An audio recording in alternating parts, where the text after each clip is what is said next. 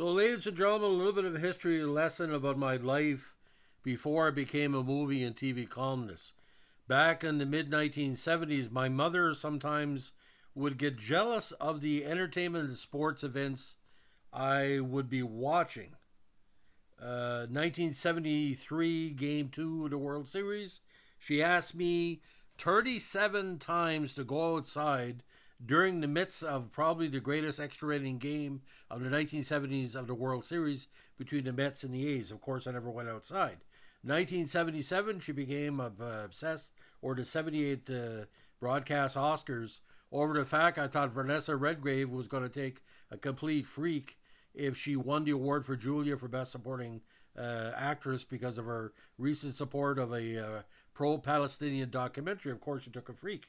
I faked her out that night because ABC was showing it a little bit late Atlantic time. I think it started at 10. I could be wrong here. But she went to bed and I sneaked downstairs and I watched it. And that remains my favorite Academy Award ceremony of all time. Not only was 77 some of the best movies ever in the history of the genre, everything seemed to work together. This is the movies that were nominated that year, and let me tell you something, ladies and gentlemen, they remain some of my favorite movies of all time.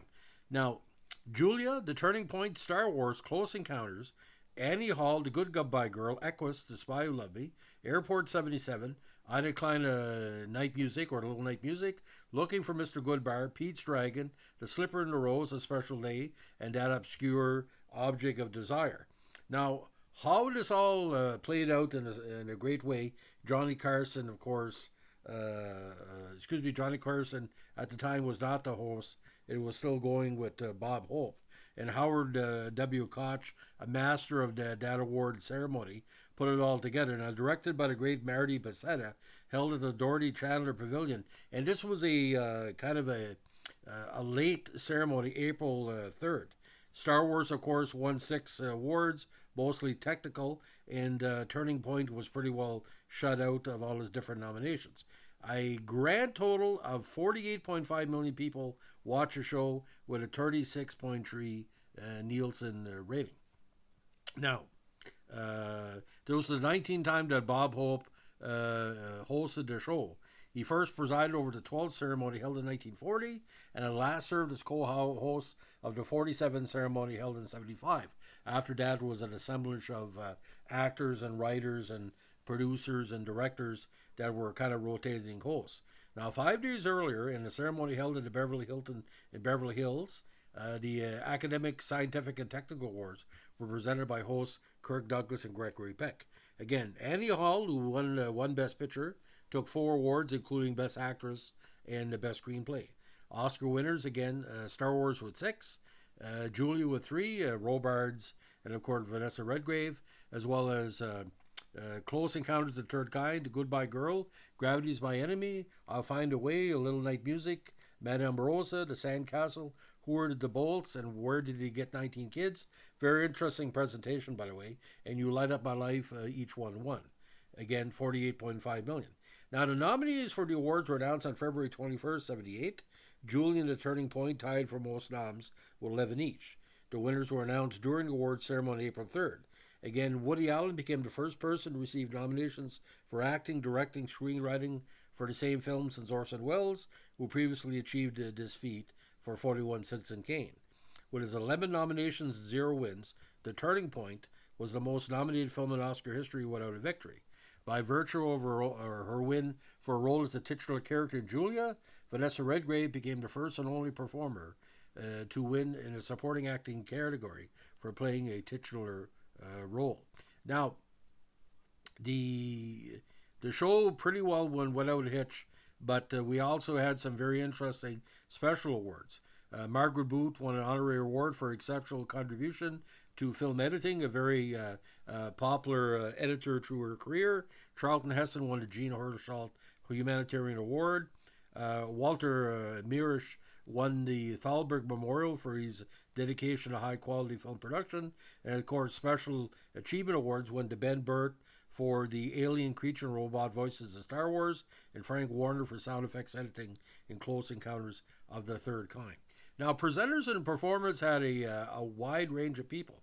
Now, they included Betty Davis, Gregory Peck, John Travolta, Mark Hamill, R2D2, C3PO, Jodie Foster, Mickey Mouse, Paul Williams, William Holden, Barbara Stanwyck, which was a great performer, a performance where Stanwyck recognized Holden as her golden boy, Joan Fontaine, Kirk Douglas and Raquel Welch, Billy D. Williams, Greer Garson, Henry Wickler, Eva Marie Saint, Jack Valente, Michael Caine, Maggie Smith, who used some of the performance towards her future supporting actress performance in the Neil Simon movie, Natalie Wood, Johnny Green, Henry Mancini, Olivia Newton-John, Goldie Hawn, John Voight, Betty Davis again, Olivia de Havilland, Farrah Fawcett, Marcella Mastroianni, Fred Astaire, Cicely Tyson, King Vidor, Pad Chevesky, Janet Gaynor, Walter Matthau, Sylvester Stallone, Stanley Kramer, and then Jack Nicholson.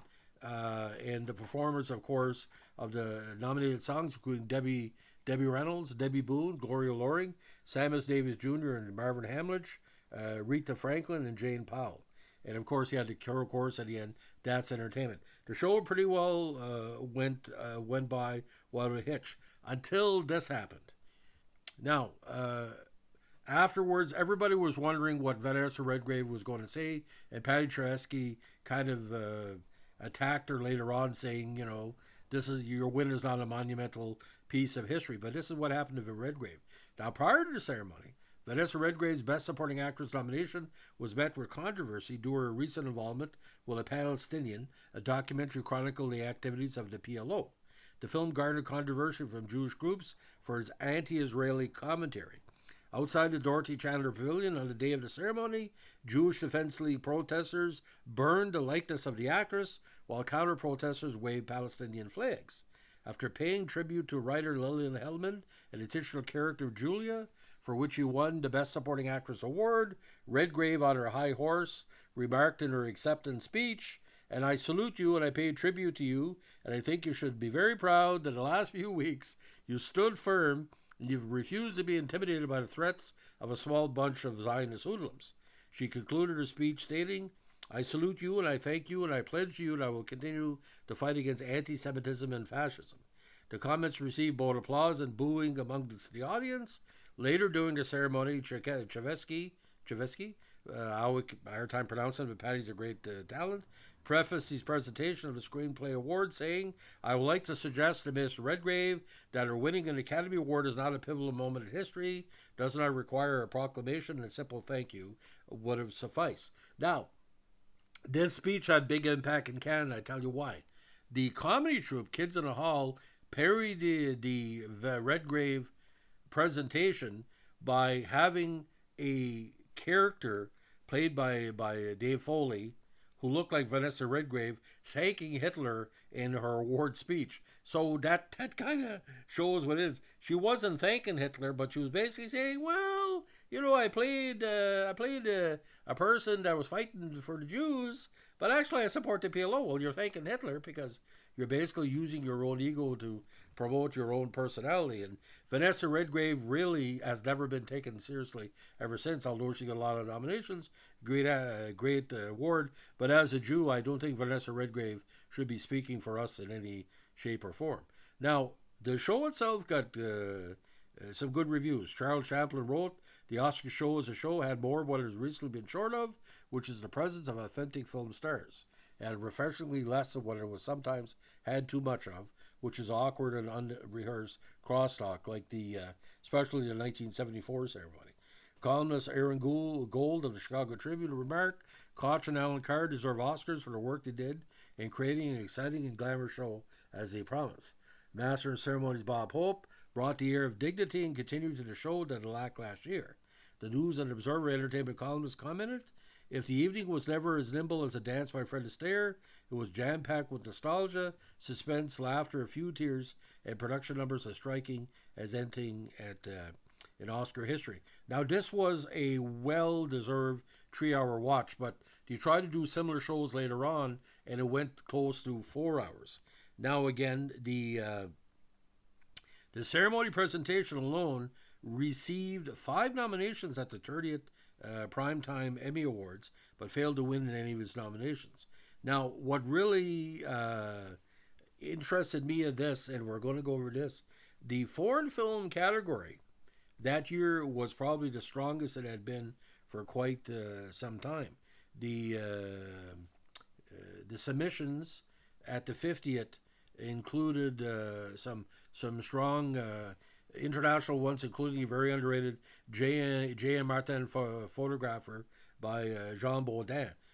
Boys from Denmark, Mama I Am Alive, The American Friend by West Germany, A Strange Role by Hungary, I've seen that before, great movie. A Special Day from Italy, which was of course nominated. Operation Thunderbolt, Golden Globus Productions. Blood Wedding from Morocco, a very under the movie. The Obscure Object of Desire by Louis Buñuel, again holds up pretty good. And Venezuela, I've seen scenes from this. It's called The Fish That Smokes, and again a very interesting film.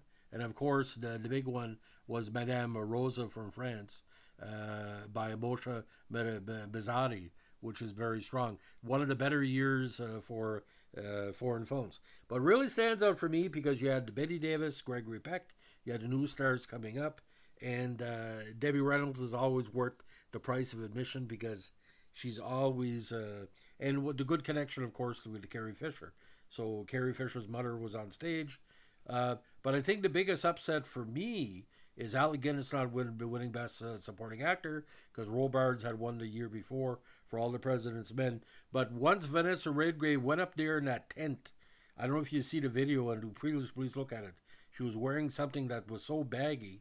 Vanessa Redgrave had done nude and sex scenes before, but she has no body. She's sort of like Jane Fonda. She's built like a chicken. But Vanessa Redgrave took a complete ego freak, and that's a term we can use. She took an ego freak. And Jane Fonda, when she won for Clute, she said, there's a lot of things I can say tonight, but we're not going to say it. That makes a lot of sense. She didn't want to embarrass her father too much because she always thought of her father, but Vanessa Redgrave had no censor. And you look at Lynn Redgrave, what happened to her in her personal life later on. Lynn is much more of a lady than Vanessa will ever be.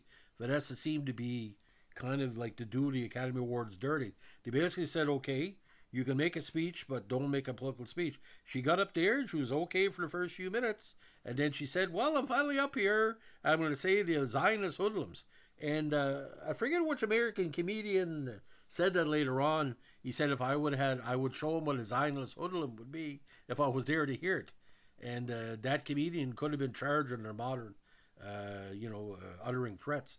But Vanessa Redgrave, again, the only movie I've seen of her since then is Deep Impact, and I was caught because I brought my brother to the movie and I wanted him to see it. I had no idea that Vanessa Redgrave was in the movie. You can't just basically leave and tell, a 10-year-old kid, well, we're leaving because I don't like Vanessa Redgrave. Like I said, I don't wish her ill will, but she should have known better. Okay? Because Julie Christie could have said all kind of bullshit, and Maggie Smith could have, if she was there, could have said all kind of bullshit. But, it just seems, that at the time, people like now were obsessed with the fact that you think the Palestinians are being terrorized by the Israelis. I don't think so. Yom Kippur War is an example of that. They got invaded by 14 countries and Israel kicked their arse. So, revisionist history is not what we should live. So, ladies and gentlemen, if you like what we're doing here with our movie podcast, let us know with a like, comment, subscribe, or share. Of course, my opinions are my own, and I'm home to it. Bye.